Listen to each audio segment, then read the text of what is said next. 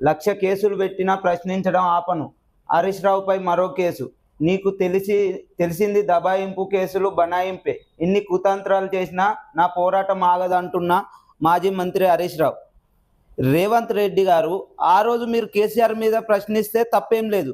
ఇవాళ ప్రజల పక్షాన ప్రజలకు పనులు చేయకపోతే ప్రభుత్వంపై ప్రశ్నిస్తే హరీష్ రావుపై కేసులు పెట్టడం ఏంది? ఇది మీకు సబబేనా? ఎన్ని కేసులు పెట్టినా ఏం చేసినా హరీష్ రావు గారు ప్రజల పక్షాన పోరాటం చేసే వ్యక్తి. ఆ రోజు తెలంగాణ కోసం సోనియా గాంధీ మీదనే పోరాటం చేసిన వ్యక్తి. మీ చిల్లర మల్లల కేసుల కోసం, మీ బెదిరింపులకు భయపడే వ్యక్తి కాదు. ఎన్ని రోజులైనా ఎన్ని జైళ్ళకైనా వెళ్ళడానికి ఆయన సిద్ధపడుతున్నాడు. ఈ తెలంగాణ ప్రజలకు 6 గ్యారంటీలు ఇచ్చేదానిక మిమ్మల్ని విడిచిపెట్టేది లేదని చెప్తున్న హరీష్ రావు గారు.